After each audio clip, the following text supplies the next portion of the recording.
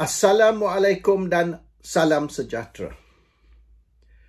Anwar Ibrahim telah arah SPRM dan PDRM untuk mengambil tindakan terhadap Tun Dr. Mahathir Mohamad, Tun Daim Zainuddin, Ismail Sabri Yaakob, Muhyiddin Yassin dan Hishamuddin Tun Hussein.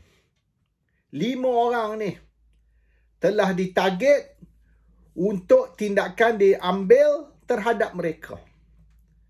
Dan berbagai-bagai jenayah telah dibangkitkan, tuduhan terhadap mereka bahawasanya mereka telah lakukan kesalahan ni atau kesalahan tu, jenayah ni atau jenayah tu, termasuk rasuah, salah guna kuasa, merompak duit rakyat, kronisme, nepotisme dan macam-macam lagi. Mereka akan guna apa saja tuduhan mereka boleh guna terhadap 5 pemimpin ni supaya dapat tangkap dan charge mereka dan masuk mereka ke dalam penjara. Sebab apa?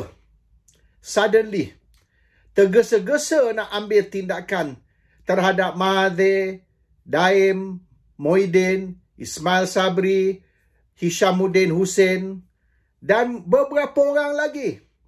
Termasuk pemimpin-pemimpin yang dianggap sebagai rapat dengan 5 orang ni. Termasuk second liners ke, third liners ke, dari Parti Pribumi, dari orang macam Hamzah Zainuddin dan beberapa orang lagi di dalam PAS. Mereka nak cuba kalau boleh cari kes terhadap pemimpin-pemimpin PAS. Kalau boleh Tok Guru Abdul Hadi Awang pun mereka nak dakwa dan masukkan ke dalam penjara. Tapi why suddenly ada semacam purge? Semua pemimpin-pemimpin yang bukan bersama Pakatan Harapan atau bukan bersama Kerajaan Medani atau tidak menyokong Anwar Ibrahim nak dihapuskan. Mereka buat polis report. In fact, semalam polis report telah dibuat terhadap Muhyiddin dan Ismail Sabri Yaakob. Dakwaan bahawasanya mereka telah salah guna atau menyeleweng 700 juta duit rakyat. So, banyaklah kes-kes baru sedang dikorek dan akan ditimbulkan. Kes yang kita belum dengar lagi tapi akan diguna untuk menuduh semua orang ni, semua orang yang bukan bersama Anwar sebagai korup, penjenayah, curi duit rakyat, kaki sakau, penyamun, lanon dan sebagainya. Yang aneh ni, Tok Mat Hassan, mereka tidak pursue. Padahal Mat Hassan ni, Tok Mat ni, ada satu kes di mana charge sheet telah siap. Charge sheet tu, kertas tuduhan tu, duduk di meja Peguam Negara. Tapi tak sign. Dan ini melibatkan rasuah 10 juta. Yang Tok Mat terima dari tokek Cina.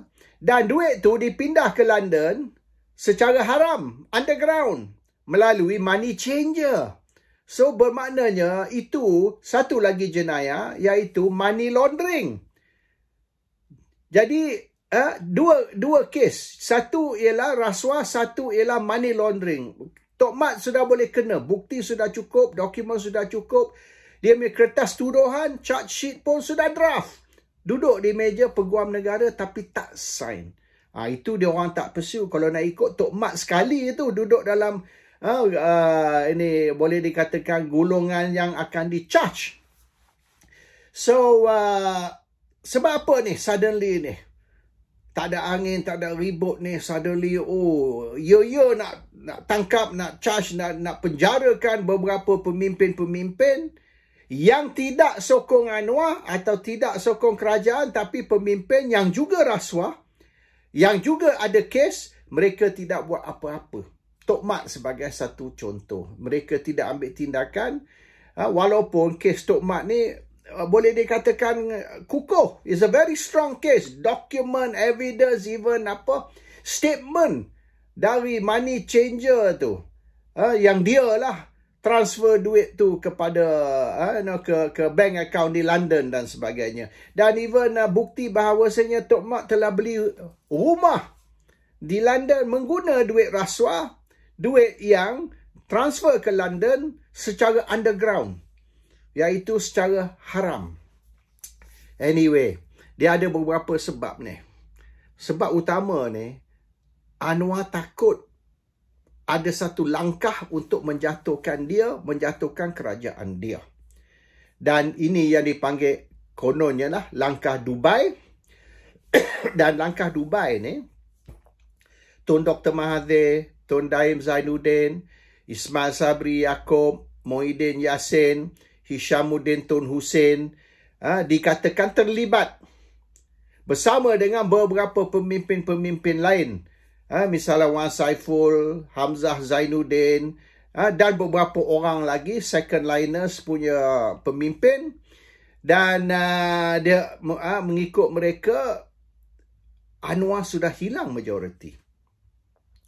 Cuma tak declare lagi. Jadi masalah tentang langkah Dubai ni, yang dia orang tak umum lagi, ataupun mereka tidak announce, tarikan sokongan, ialah kerana dia orang tak boleh decide siapa akan jadi Perdana Menteri baru, PM11. Ada orang nak Azmin, ada orang nak Hamzah Zainuddin, ada orang nak Hishamuddin Hussein. So, ada beberapa calon yang dicadang. So, setakat ni lah, as of now, dia orang tak boleh setuju sebulat suara siapa akan jadi PM11 selepas Anwar digulingkan. So, Bersatu ada kandidat dia. Golongan UMNO ada kandidat dia. Dan PAS ni tak kisah sangat. PAS ni asal Anwar guling, siapa ambil alih pun. Walaupun kalau ikut PAS ni kerusi yang terbanyak. Sepatutnya Perdana Menteri datang dari PAS. Tapi PAS tak apalah, serah kepada UMNO dan Bersatu. UMNO Bersatu ni masih duduk bergaduh. Orang grup ni nak orang ni, grup ni nak orang ni. So ini masalah Bersatu dengan UMNO. Masing-masing berebut siapa sepatut jadi Perdana Menteri. Kalau PAS ni relax je. Biarlah siapa sekalipun asal kita ada calon. So PAS ni is more compromising lah. Tapi UMNO dengan Bersatu ni dia orang duk rebut ni jawatan Perdana Menteri. So sebab tu jam setakat ni. Jadi Anwar tahu benda ni tak boleh nak proceed selagi dia orang tak tentukan siapa akan jadi calon. So sebelum dia orang buat keputusan sebulat suara, Anwar bertindak dulu. Dia arah SPRM, PDRM buat kes terhadap mereka, tangkap mereka, charge mereka. Kalau boleh dalam seminggu dua ini. That's one. Tapi satu lagi sebab yang mungkin bagi saya lebih utama, Anwar sudah hilang credibility. Anwar is suffering from a credibility deficit. Credibility deficit ni ataupun masalah hilang credibility ni ialah kerana prestasi kerajaan dan prestasi Anwar selama lebih dari setahun ni, 14 bulan atau 13 bulan ni, prestasi Anwar teruk. Gagal. Sekarang orang sudah mula banding masa Najib dulu. Oh, masa Najib dulu macam ni, macam ni. Dia orang sudah mula puji Najib. Dia puji Osman Muhyiddin. Dia puji Ismail Sabri. Najib, Muhyiddin, Ismail Sabri, even Mahathir 22 bulan untuk satu period 2018 hingga 2020. Even dia puji kata at least Mahathir walaupun 22 bulan, banyak gak yang dia buat yang boleh dianggap bagus. So bila orang mula compare, banding Anwar sekarang dengan Najib, dengan Mahathir, dengan Muhyiddin, dengan Ismail Sabri, dan dia orang kata masa zaman tu lagi baik, Anwar susah hati. So he's being compared with other prime ministers and he's being declared failure. In fact, di antara pemimpin-pemimpin DAP, walaupun mereka taklah secara terbuka, tapi dalam mesyuarat dalaman DAP, mereka dah geleng kepala. Dia kata Anwar is a failure. Kerajaan Madani, kerajaan yang dikatakan kerajaan perpaduan kononnya, gagal. Dan rakyat sekarang ni ramai marah. Dan sekira pilihan raya umum PRU 16 diadakan sekarang, habis.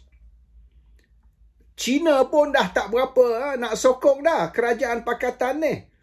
Kalau China dah tak sokong, maknanya serius lah tu. Sebab dia orang nampak banyak cakap tapi ekonomi makin menurun. Masalah rakyat dari segi kewangan masih menurun. Sekarang ni rakyat Malaysia sudah tak mampu. They cannot afford, even shopping pun dah tak ada dah. So this is very serious. Kita tengok baru di Christmas sale teruk. Sepatut semasa tu lah Christmas sale lah yang bisnes naik, tapi tak. Bisnes tak naik, bisnes turun. So diorang sekarang ni kata this is a failure. Government ni kerajaan gagal.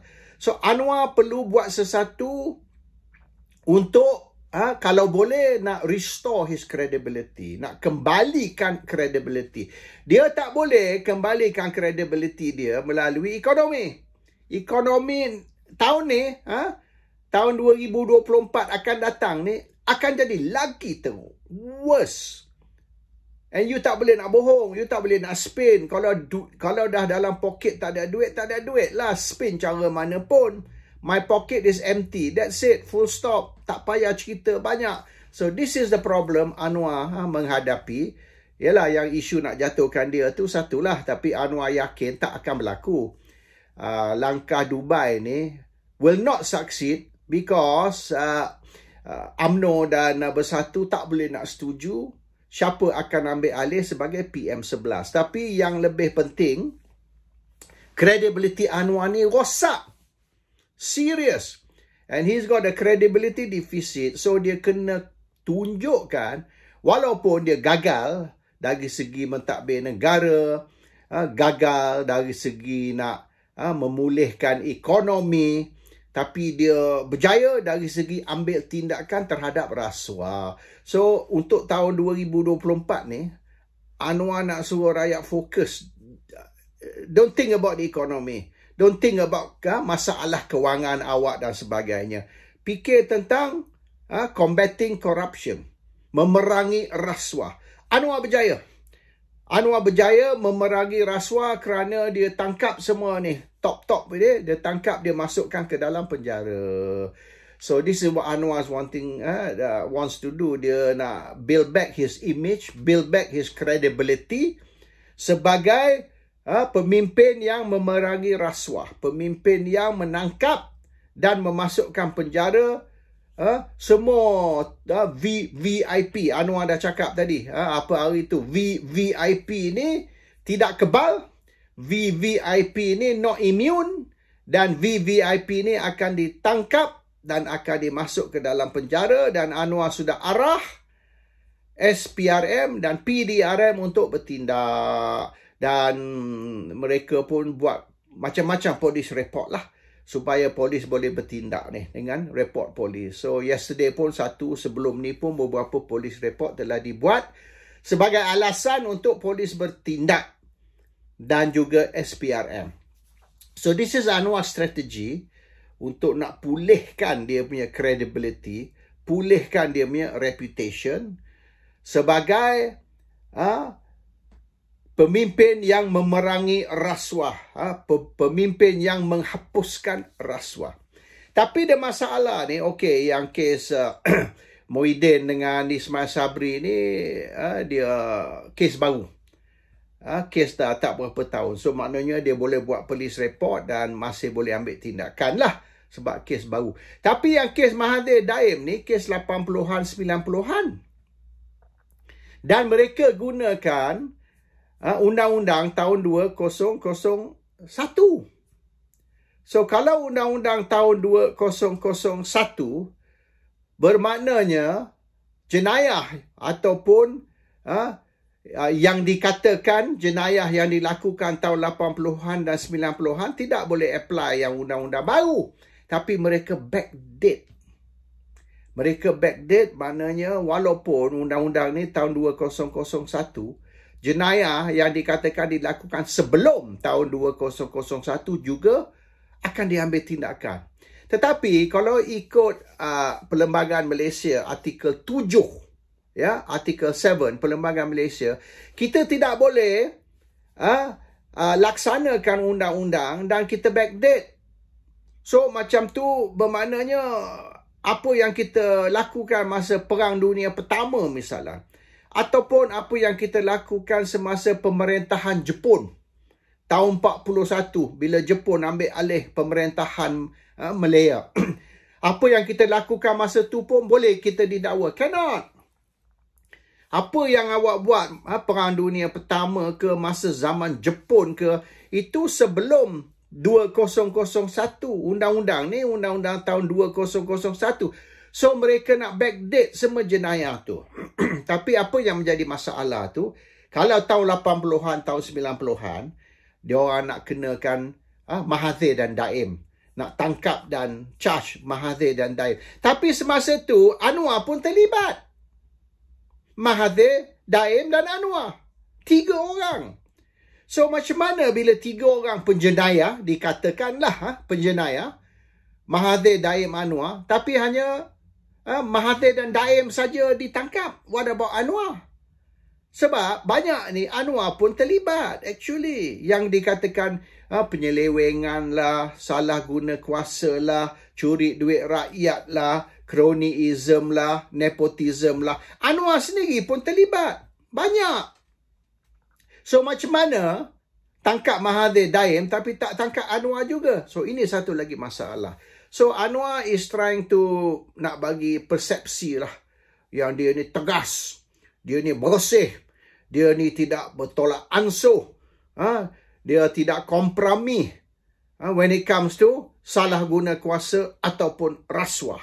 Ini Anwar. Walaupun Anwar mungkin tak pandai tadbir negara, kalau Anwar tak pandai menyelesaikan masalah ekonomi, tapi sekurang-kurangnya Anwar tegas dan ambil tindakan terhadap rasuah. So he's trying to mengguna platform, mengguna pentas rasuah sebagai dia punya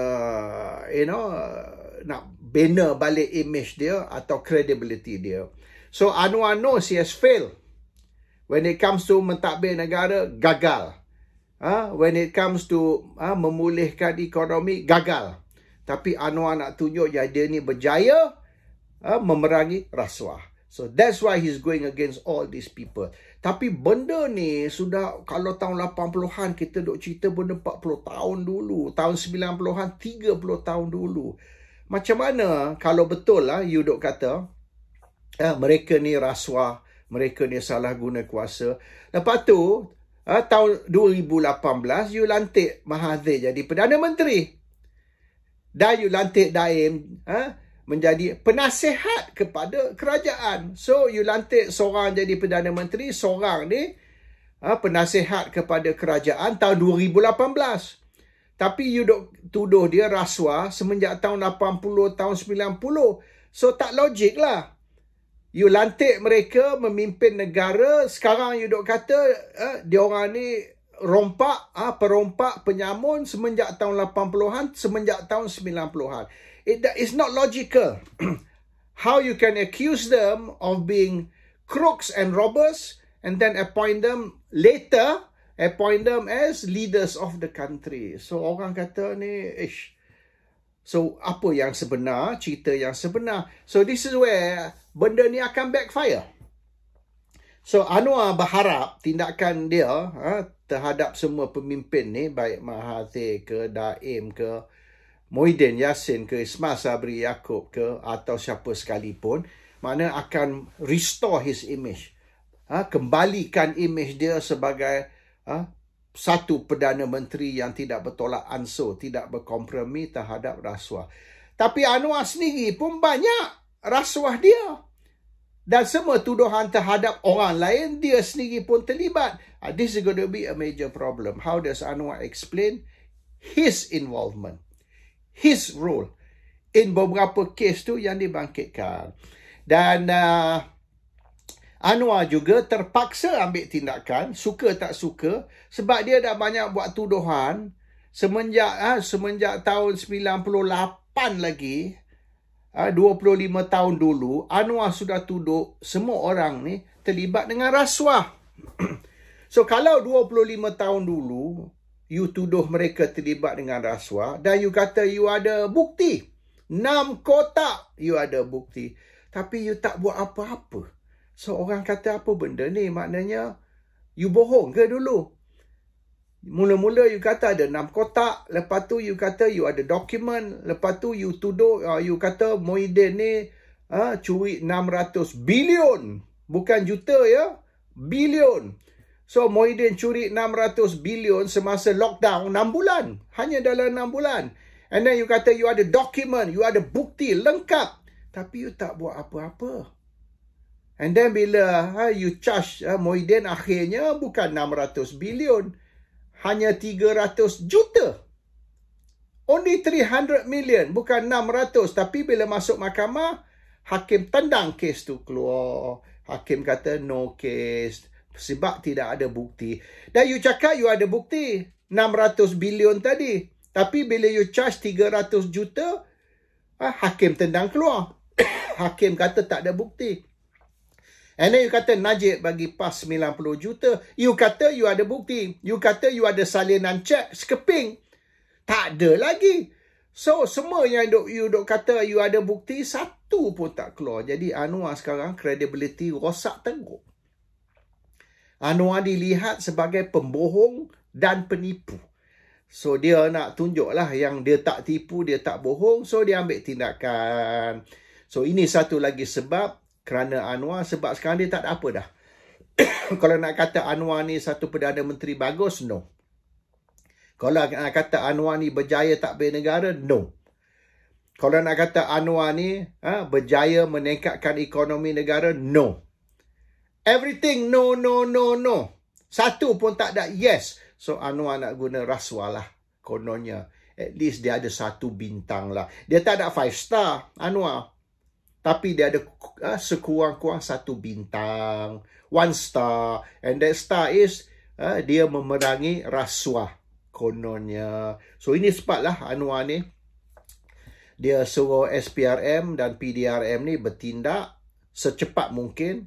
Dan bukan saja terhadap pemimpin-pemimpin, tapi keluarga mereka, kawan-kawan mereka, menantu mereka, anak mereka, termasuk sesiapa saja yang menyokong mereka, misalnya lawyer, peguam-peguam yang bertindak bagi pihak mereka, pun tindakan diambil terhadap mereka supaya akhirnya siapa saja yang tunjuk sokongan, baik keluarga ke, kawan ke, lawyer ke, semua akan dikenakan. Ini strategi Anwar. So, ini menyebabkan Anwar punya image ni lagi rosak. Lagi rosak. Sebab banyak kes ni tidak berasas. Banyak kes ni tidak ada bukti. Banyak kes ni hanya tuduhan sahaja. Dan juga banyak kes ni Anwar sendiri terlibat in all these cases. Assalamualaikum. Salam sejahtera.